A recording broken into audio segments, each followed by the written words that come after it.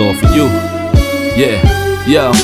There whenever it matters, and even more when you feel like it doesn't. Protect you so you never feel like you wasn't. Know I'm right alongside you. Either that or I'm behind you, but always got you. End of discussion, nothing means more. First one to offer is shoulders for what you reach for. Thought I saw the eyes of the world until I seen yours.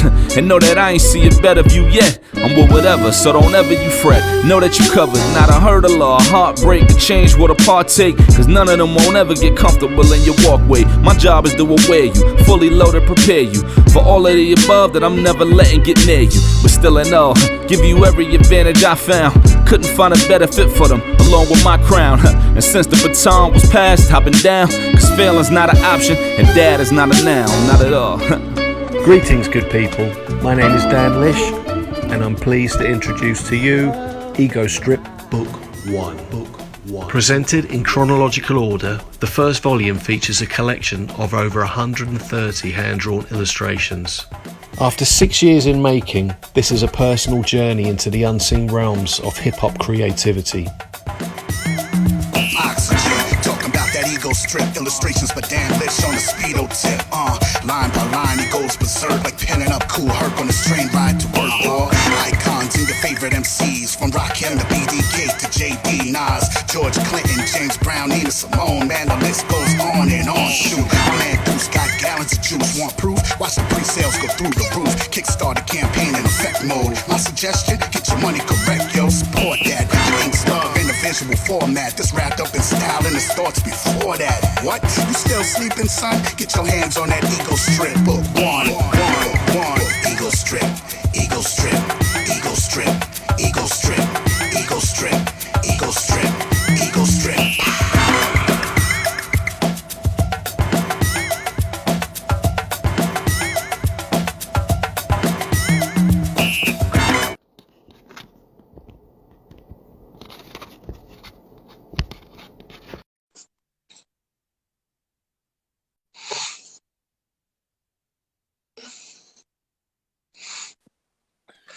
What's up, my friend? How you doing? How you doing? Yeah, very well, thanks. As I finally get a chance to see the face, we've been contacting each other like back and forth through Facebook Messenger in the past. You know, I've been a big fan of your work going back to I think 2015, and you know, when I was a part of the Chronicles of a Hip Hop Legend radio show, we had you on in 2016. Mm-hmm. And through our conversation, I remember you talking about making this book, and it finally happened. So how does that feel that that product is done and people can get it right now? I mean, yeah, it's brilliant. It's hard to comprehend because probably about 2 years ago, I thought, well, I've got so much illustration now, so much artwork, that it's worth putting it in a book. And then, I mean, I have over sort of 250 illustrations. I mean, so that's 3 books worth, really. So honestly, it's just going so quick. I'm already starting to work on book 2. So I mean, that'll be in full swing probably in about 6 weeks. And I appreciate what you do, because especially with the passing of Shabba-Doo, that when it comes to illustration, an artist encapsulates the aura of artists. And what you do is when an artist pass down the road, you have that memory of that artist. Mm-hmm. So let's go back, man, because I know you've done client work for big names like Sony, Rockstar Games, mm-hmm. like a lot of the big wigs. So talk to me about that transition of doing that into doing EgoStrip. Well, I've been a concept artist for the video game industry for almost, over 20 years now. And I've still got my fingers in that pie, so to speak. So, although I don't really play many video games, I try and limit the screen time. It's as we know, it's quite addictive. But I still love the creative process of that. So I've still got my hand in that area. really this whole project came about very organically on the train up to London, because I live on the south coast of England, in Brighton, and it was still going to my day job as a concept artist. So while I was on the train up there, and it happened very organically, really. It wasn't like I've never been a bandwagon jumper. I've always felt I pay my dues, and been quite righteous and strict about that, maybe to my own detriment sometimes, you know what I mean? I did a picture from my good friend Break DJ Lacey, who passed in, I think, about 2003, 2004. I'm not very good with the dates, but I did this block party image where I really nerded out. I mean, it's hard to explain, but I was in New York at the time, and we were just buzzing off each other, and I created this image, this illustration that has got quite a healthy worldwide response. And it's just a snapshot in that time, just classic pure time, you know, within the culture. And that sort of blew up. And then I had heads like Pete Rock and Rakim bigging it up and just saying, yeah, just remember where this is from. In my mind, when I heard these quotes from these legends, it was sort of like, keep the corporations out of it and keep it down to earth, you know, from the bottom down, not the top down, you know what I mean? So on the grassroots level. So I love that. So as a thank you, I just did a little illustration on the train up to them. Actually, first Paradise Grey from X-Clan got in contact with me, and he said, can you do the can you send me a couple of prints for his hip-hop history museum thing up in New York? I'm not sure if it was Harlem or Brooklyn or something. I get confused, but I did a little thank you to him, and it felt really good doing it. It was very natural, and it was just cool. Him just chilling, just really no ego or check me out. It was just him standing there relaxed, and it just, something just sort of clicked. So the next one I did was Rakim, and I put him in a situation where he's creating his lyrics, and he's in that wonderful middle land of when you like connecting to some like a higher source, you know, the great spirit, or whatever you want to call it, and you're like more like a conduit. So I was like, oh man. And plus I've always been into esoteric type knowledge and occult themed knowledge. When I mean occult, not satanic, it's hidden. Very interested in the history of what we're doing here and where we're going. And these were the themes. Everything clicked, and I just went with it. So the next one was Pete Rock. The next one was, I think it was Cool Keith, and maybe it was, it's quite a long time ago now. So you know, but everything clicked, and I just went with it. And being on a train, you're gently rocking back and forth. You know, you just, I'm working very small, probably that big, freestyle. Just looking out the window, just, you know what I mean, just it's nice and peaceful, not too crowded, and yeah, it just seemed to work, so I just went with it. And it does, man. And I love because you know how like when you have artists, they don't know the history of the culture, but you do, and you've been a fan of the culture. And what I love about the UK is that you have love for the history of the culture. Like here in the States, you know, a lot of the younger generation don't know a lot about the boom bap era or the black parties of the 80s, of the early 80s and the 70s. But the one thing about you is that a part of you is a form of a historian. So you come through like a historic aspect of it, because a lot of your artwork kind of has a story behind it. So can you kind of talk about that a little bit? Well, I play with narratives. I have little narratives going through. Say if there's one artist, I have to be sort of true to myself, really, and not, yes, as I mentioned before, like hop on a bandwagon. But so I'm just dealing with my finite time, you know, from the early 80s when I got obsessed with it, to early 2000s when I guess I slowed down with the battle mentality, because I was in New York then, late 90s to, you know, early 2000s. I was still battling and everything, and so I sort of shed that ego thing, and I was very interested in getting that sort of humanistic quality of creativity. No, hang on, sorry, man. What is it? It just, that's all right. Sorry, my daughter's trying to cook pasta.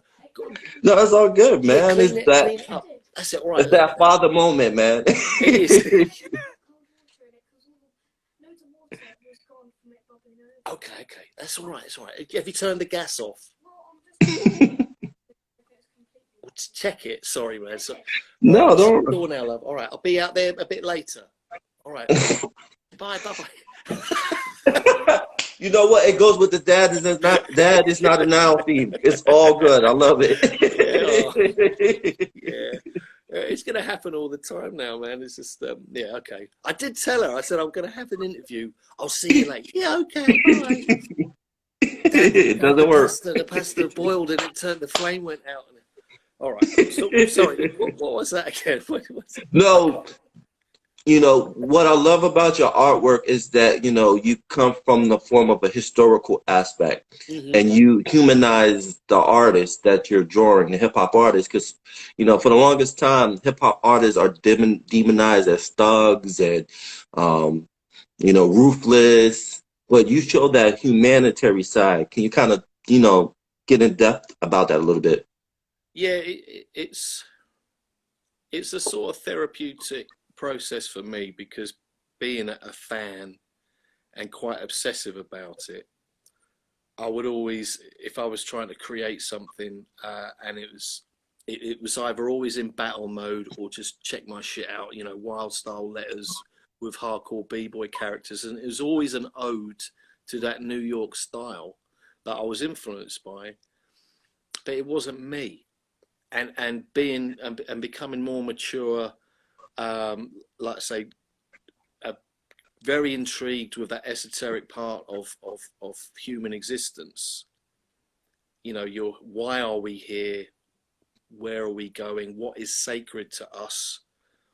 You know, the whole journey, that was all influenced in that. So I wanted to cut all the bullshit out, which is cool, you know, because like I say, it's about the battle and the competition. But at the end of the day, that human vessel, why are you here? And you're here to create, witness, learn in you know, earth school, and you know what I mean. So I was just bringing these topics in, and it was very refreshing.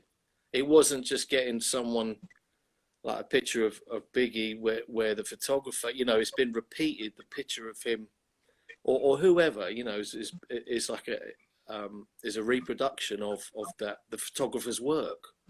You know, when I work, I try and take several pictures and try and work it out, or put them in another expression, which is very difficult. Sometimes it doesn't work, but it's a whole thing of stripping down my ego in a way, and trying something which is quite sensitive, where that side of us, we got all that inner child, and we got that divine feminine and divine masculine within us, and it's exploring these themes within the context of hip hop, you know. And I mean, being a b-boy, and it's very physical, and a graph writer and everything, you're always on the front line, and it gets quite tiring after a while. So once you're a family man, and I left New York because of quite, you know, people died, and you know, family members, and we needed to get back to these shores again. I stepped out of that, and I could just be a bit more peaceful about it, you know, just look at it in a different way. And it was just having that respite from it, I think, because I was right on the front line, battling all the time, which was cool, you know. It was all part of the journey and the process. So there's no bad bad feelings towards that. This is just a very refreshing way of doing it now, and I'd like to continue on this path. Definitely, and I'm excited about book 2. But like a couple of my favorites are the Biggie one when he's underneath the tree. I think that shows the human side of Biggie, because it has like a Isaac Newton vibe to it, like sitting underneath the tree. You know, when the apple hit him, he come up with that idea, and it had that kind of vibe to it, and I thought that was awesome. And then another one of my favorites was the Bismarcky one, because you encapsulated Bismarcky as a person. He's always joyful, cheering.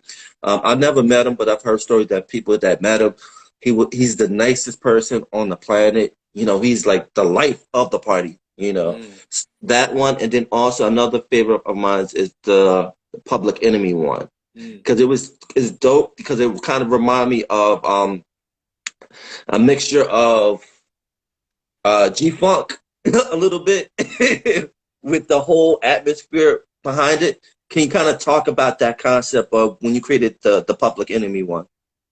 Well, I remember this interview with, I was in England. I was probably about 18 years old, and it was quite difficult to get any access to hip hop on the radio, especially on the TV or whatever. But I had this interview, and it was with Bones Malone, I think. And he just, the way it always resonated with me, what he said about PE, because he was going through some of the history of it, of just general hip hop back in its foundation era, you know, with the architects. And he was coming up, and for some reason, then he came to PE, and he said, they just come, I can't remember how they put it, but I put it in the book. It was something like they just came to us on this huge black cloud, like emanated, like, you know what I mean? It's so true. Here they are, and you've got no choice. You know, you're sort of engulfed. You know, and it was brilliant the way he put it. And I mean, being into another thing as well, being into all the crazy shit of our life on this planet, and you know, I was into, and still am quite intrigued about UFOs and ufology and all this other crazy stuff, everything in between, join the dots, however you like it. And I was looking at this footage about 15 years ago of this huge flotilla in the air of like 30 UFO little orbs, all just, and, you know, hundreds of people are filming this footage. And flotilla, I always remembered that as well. So I sort of merged those two, and I put this sort of Oldsmobile in there. I like sort of anthropomorphizing characters. So if the speakers have got faces and characters, and I'm trying to sort of. I can't hear you. You get that? Okay. I can hear you now. Before it was just low, but repeat what you were saying before. Yeah, I just had a low battery thing. I've got 20% left. This was fully charged. I've got an old phone. It's flotilla. So I merged that flotilla, that sort of coming, you know, on that sort of cloud, although it's a very peachy sort of sunset. But I wanted to get the mood. I wanted to put, I feel quite bad because I forgot Hank Shockley's brother. And I usually get told off about that as well. I forget people, or I can't find reference for them. But I try to put everyone in there. You know, Harry Allen, all the DJs. You know, all of them in there really. And I forgot the brother, but it happens. It's all part of it. So yeah, anthropomorphizing characters, got the Oldsmobile in there, and I just like going out there in the stratosphere and seeing what can work. And a lot of the time it doesn't work, but I try and fiddle with it until I'm never 100% happy, but you know, I try and make it work as best I can. But as an artist, the worst criticizer is yourself. Yeah. you know you create something and you're like, you know what? Even though your fans say, yeah, this was good, you're like, this is ass. I could do better. Yeah. Yeah. I'm not sure why. It's sort of sometimes it's more about the process for me, the feeling, and the finish. That's more important to me sometimes than a lot of the time is more important than the finished result. Is the process and how is it feeling while I'm doing it, and what themes, and like I say, a lot of it is freestyle. So sometimes it just doesn't work. And a lot of the classic illustrators and comic book artists, they use whiteout and stuff like that. But I usually, if I do scan it and I'm digitally coloring, then I can fiddle around with it a little bit in Photoshop. But I want to keep the purity, you know, as best I can. And I enjoy that because it kind of remind me. I don't know if you read this children's book when you were little. I did. It was called When We Were Wild. Just the illustration of your designs, it kind of has that fairy tale kind of vibe to it. Yeah, I like that. I love that. Yeah, that is. I wouldn't say it's intentional, but it's just part of the way it comes out. Yeah, and it's like you said, it's pure, it's organic, it's just childlike in its image, and which I enjoy a lot. And then also, you just don't do hip hop. You also, you know, you pay tribute to a lot of the R&B, soul artists, poets in the past too. Yeah. Like one of my favorites that you did was the one with Nina Simone. I enjoyed that one. I enjoyed Gil Scott Heron one. I enjoyed that. It was just simple, and it was pretty cool because there's a mural in UK of your design there. Did you do it? Yeah. Yeah, it's about 35 feet tall up in Newcastle, which is quite close to Scotland. So I was invited up there to paint it, which was, I think that was last year, but that was a great experience. It's very difficult to do because I was doing it. I like to experiment. It wasn't just spray can. I was filling in with spray can and then trying to keep my my pen style. Sorry. You know what I'm going to do? Right. I'm just going to get, I can still talk, but I'm going to get a lead so I could, because I've got 10% left on this. Yeah, take your time. Yeah. I can still talk. I'll just be walking about.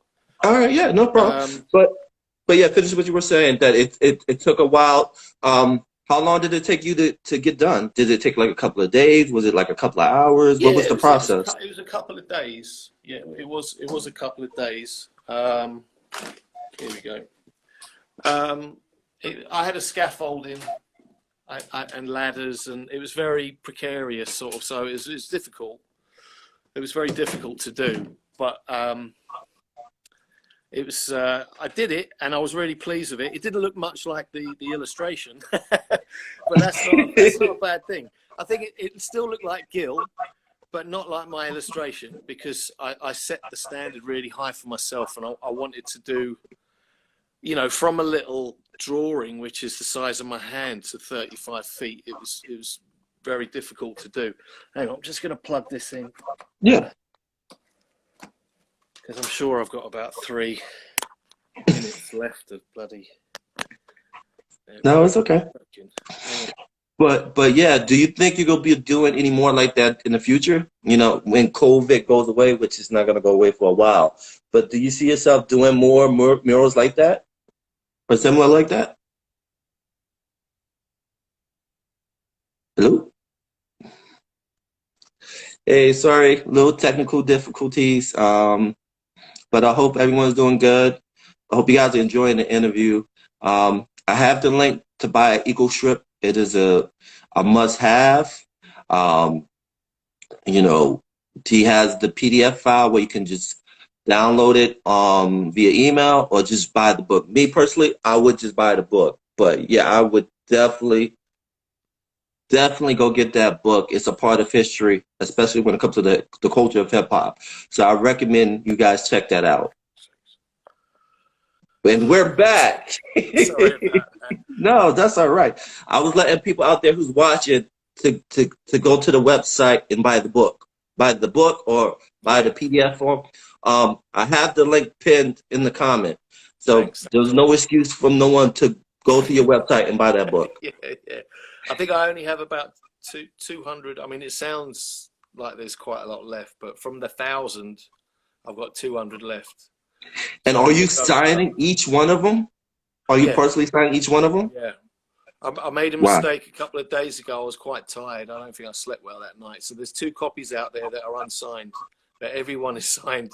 So, there's a little postcard in there, and a signed, like, you know, a thank you and for the support, and And then your not first work, but I remember the one work you did with Wu-Tang, the Wu-Tang one you did.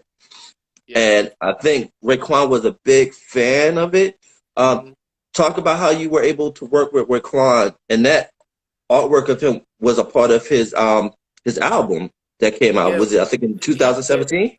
His manager got in contact with me a year or two before that, before the job, and it was sort of tumbleweed moment for another year, and then Raekwon got in contact with me, which is pretty cool, and very intense, you know, being a fan and everything. And I asked him what he loved the Wu one that I did, the illustration, but he really loved the MF Doom one. Of all the multiple faces, he's in sort of like Doomland. It's just like in a bizarre musical world, very sort of quirky, and he loved that one. So I did all these rough. He said, "I'd love you to do my album cover." So I did a lot of rough little thumbnails. But I think it was too far out there. I was doing sort of cities twisting around him. I got him walking on he was sitting on a huge lion. I think it was like a 2-headed lion with horns. And I think I have it in the book, all this crazy shit. He wasn't into it. He wasn't into it at all. So I said, look, you'll have to direct me a bit better, honestly, because he left it to me and he had to pull me back down to earth because I was getting too far out there. And he said, look, just put me in Times Square, which will be called Crime Square. And I thought, okay, we worked together on that. He's like a silverback gorilla in the jungle. And then his management said, you better not do the gorilla thing. So, because I put him in a goose down and all that stuff. And I had him carrying a he carried a Staten Island ferry and then just dumped it in Times Square. He's sort of like rocking over the top of it with his goose down and his Clarks on and all that. And then the final touch was he just said, look, add pistols, pimps, and prostitutes, and then that's good. So I had all these little characters, and it was doing the animal sort of anthropomorphizing the animals, which is a lot of fun. You know, doing like a Hasidic Jewish elephant and a rat sticking up I can't remember what he was sticking up, but yeah, it was a lot of fun. And then doing the back cover as well. And so it was a very good creative process, and we worked quite closely. Although I was in the UK and he was where he was, you know, we were on the phone almost every day, and it was cool. It was a great experience. And again, going back to what we were talking about earlier, it's just the level of detail in your artwork, like little things that if you don't pay attention to your work as a whole, you'll miss out. And so again, it goes back to your appreciation to the culture, that the little detail that you put, especially in the Raekwon artwork, is critical to telling that narrative. Yeah, and that's the good thing about it, really, is the way my brain thinks is like, well, if I've got this little character here, how is that reacting to the character next to it? And that might not have anything to do with the subject at hand, but I'll just add these little things. Because maybe that harks back to the illustrations of when I was a child. You'd have a little thing going on in the corner of the page, which has nothing to do with the story, but it really it sort of sparks your imagination and your curiosity, which I love to do that. I like to put things in which may not make sense, but there's a narration going on between these two things that you're not really a part of, but you're just witnessing. And I think I like doing that quite a lot. Definitely. And let's talk about that artwork you did that kind of made you famous, really, but not really, because let's talk about the Block Party. To me, that's one of the most used meme artwork in years. I would say in generations, because I see a lot of people post that, but they don't know who actually did it, and that was you. Do you have a poster of it that you could show people to say, yes, I'm the one that did the Block Party? I mean, I have. Oh man, I mean, I have nothing because I live in rented accommodation. I really can't put a lot of this stuff up on the walls, so I haven't got anything on the walls. I have a stack of prints to my right. I could get one out. Hang on. If I unplug this though, if I unplug this, I might lose connection again. No, so if you want to, we could take an intermission. I can wait for you if you want to get the print, yeah, so okay. America can show. So you can show America. Yes, I am the one who created the Block Party. All right, let me get the run. I'll be back with you in a minute. Okay. Okay. Hang on. Look, if well, I'm doing this anyway, so I've got all the prints. All this here is the Block Party. Wow. And hang on. You're going to have to look up at the ceiling for a minute. Okay, I'm looking up. All right. But hey, everyone, I hope you guys enjoying this interview, man. Danlish is an amazing artist. I've been following him for almost 6 years, and he's one of my favorite artists. Oh, there we go. He's bringing it up. I don't know. It's very dark. This is my bedroom stroke sort of studio. But yes. As you can see, America, everyone that's following the interview, yes, this is the man who did that print. So the next time you see that on Facebook, Instagram, Twitter, just a reminder, the man I'm talking to is the one who did it. And my friend, can you kind of talk about the process of creating that atmosphere of the 80s of the Block Party? Where did that concept come from you to create that masterpiece? Well, hang on, let me plug this in again. I was in New York at the time, and I'd already been involved heavily in the UK scene, and because my father's from Brooklyn, I had the dual nationality, so I was going to go out there anyway in the end.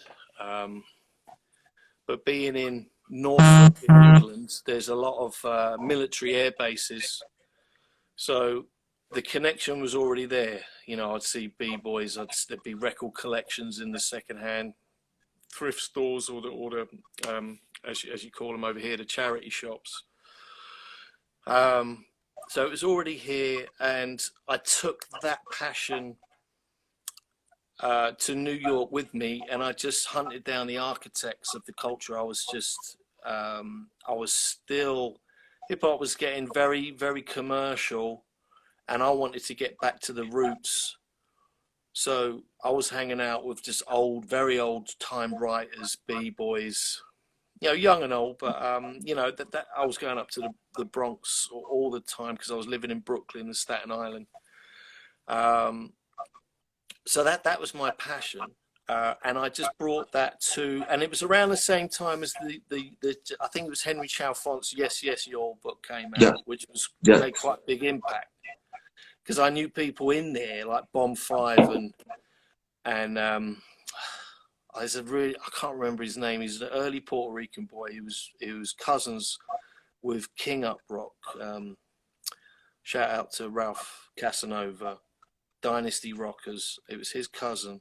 I can't remember his name, but so I had access to all these old heads, all the legends and architects, and I was just very passionate about it, and that all came. And talking with James Lacey, who was very influenced by the Islam tapes back in the day, was Miami's #1 b-boy DJ at the time. He used to do all the pro-ams in the mid to late 90s. So they'd fly him over from the UK. So this was his album. This was his second album, because I already did one before, and we just wanted to do like a little snippet of just catching that little little fly on the wall moment in time. You know, I was quite nerdy. Some things I got wrong, but I wanted to get the fashion sort of right. I mean, it's sort of around the air, you know, give or take 3 years, 2 or 3 years, but it's sort of late 70s, early 80s, something like that. But that's why I love about you, man. I love that nerd aspect of you, is that you, instead of creating it, you actually did your homework. You reach out to some of these legends to get information for this, to create that process. I'm very conscious of, and maybe, you know, Anglo-European, really getting heavily influenced by, you know, this beautiful black culture. So I have to pay my dues. I'm very conscious about just jumping on a bandwagon and milking it. I cannot do that. So I have to give back, and battling and doing all this crazy shit what I did for decades. You know, that was all part of it. So having a respite from that and being more mature, it's like, it's nostalgic and a bit reflective, you know, of the past, but I'm still contributing to it, but in a different way, and I feel it's a bit more unique. There's an artist called Robert Crumb, who's he's very prolific in America, especially around the 60s. Yes.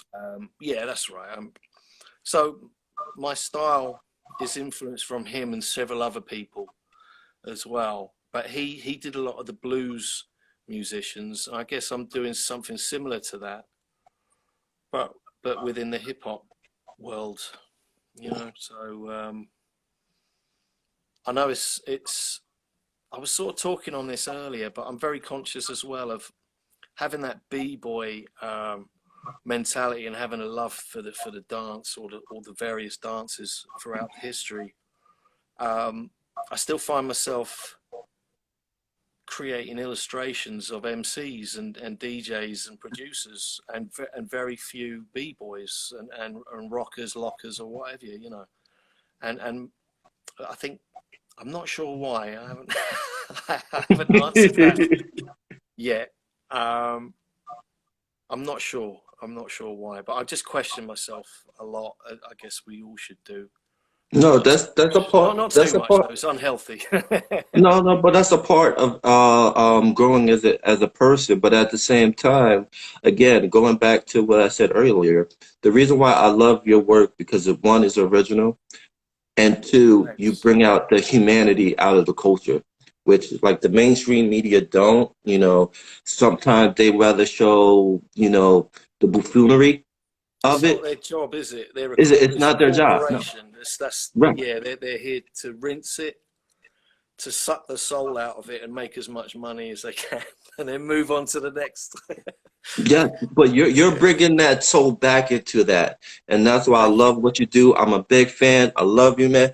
But before I let you go, can you talk about that current project that you just wrapped up with JB period and Rakim? Aren't they supposed to be doing something tonight, like a mixtape? Can you talk about that? Yeah, it's live tonight. It's I'm not sure. It might be 9 o'clock your time. I'm not sure, but just check out J periods and Rakim. It's a live mixtape with the God MC. It's not Christmas, New Year's Eve. So that is tonight at some point. I'm getting all my times mixed up because I'm 5 hours ahead of you. Yes. I very much doubt that I'll be staying awake for that personally. I would love to, but Mr. Tide will be creeping up on me.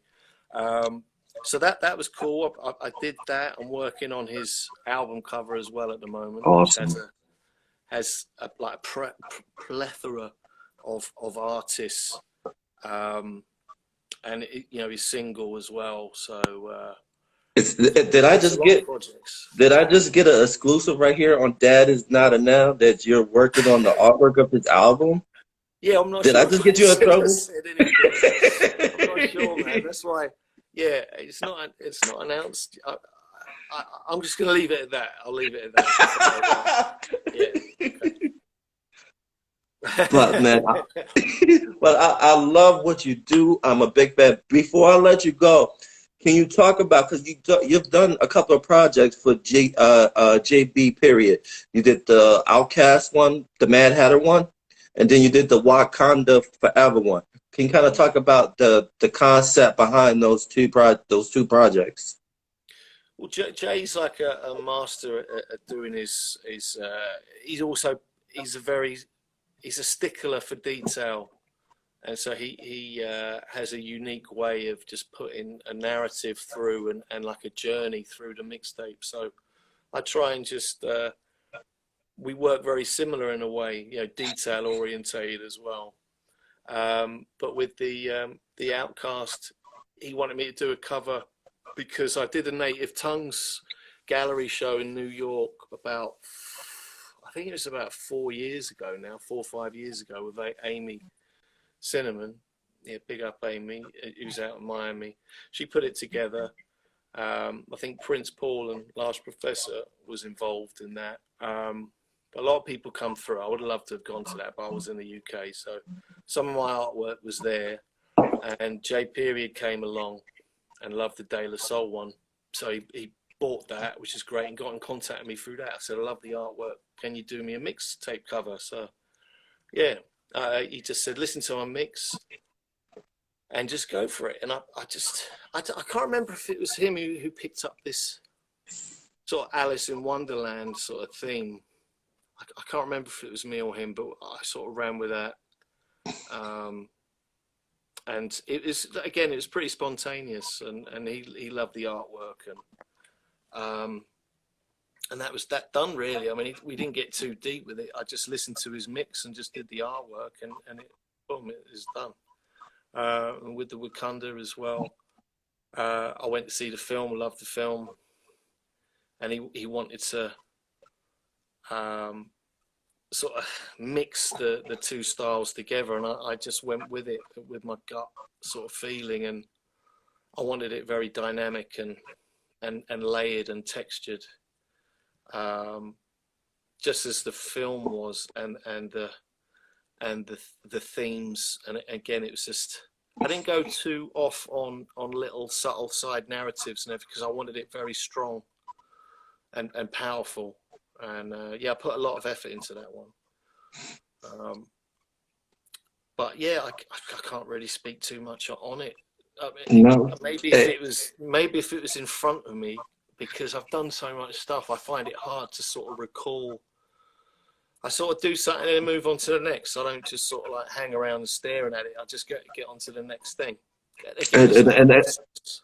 And that's why I'm a big, like I said, that's why I love you, man, is that, you know, you're great at illustrating, storytelling with your illustration. And then you move on to the next one because you're trying to think up the next concept, you know, and as an artist, you know, this is, you love what you do, but you have bills to pay. So, you know, you got to keep that work coming on. But again, man, I am a big fan of your work. What kind of words of wisdom do you have for artists out there who's trying to make their mark in this world? Well, it's a bit of an old saying, I think, but just be yourself, be true to yourself. I guess you have to know thyself first before you be true to yourself. But yeah, just be true to yourself. Work hard. You know, it's not, you can't be lazy. It takes a lot of work.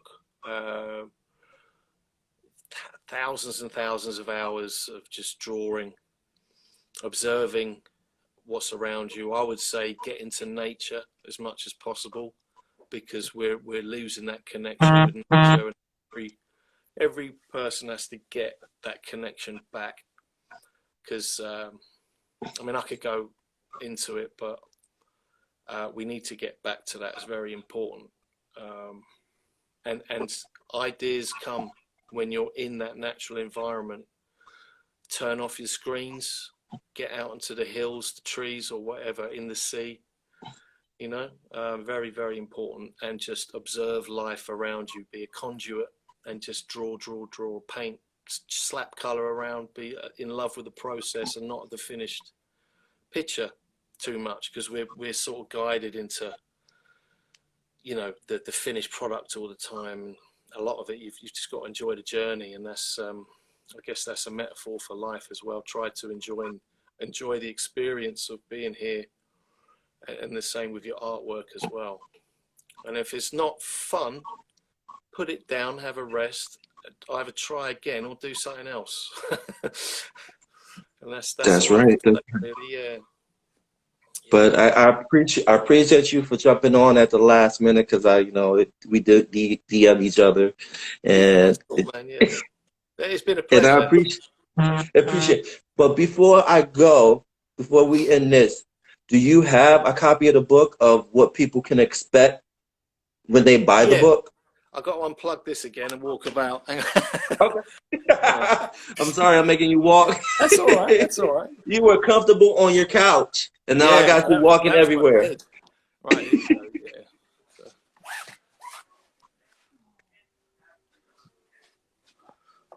Right. Hang on, where are we? So that's the book.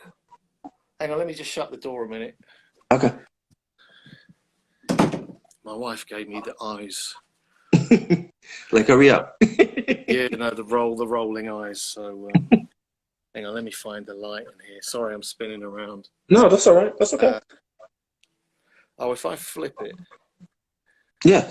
That's better. There we go. Perfect. Okay, move that out of the way. So the light isn't great, but no, but I can see it. Yeah. So that would be the little postcard. There's the little signature and stuff, and yeah. so wow. This is sort of joining the dots. Here's King Tubby. Nice. So yeah, that's the gill piece. I love that. That was an ode to John Coltrane and Lady Day. So that's why that is awesome. I love that song. Herbie Hancock. Yes. Yeah, David Axelrod. So I joined the dots as well. George Clinton.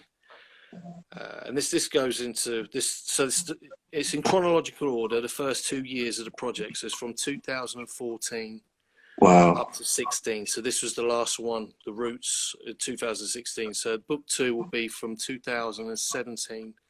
That is awesome.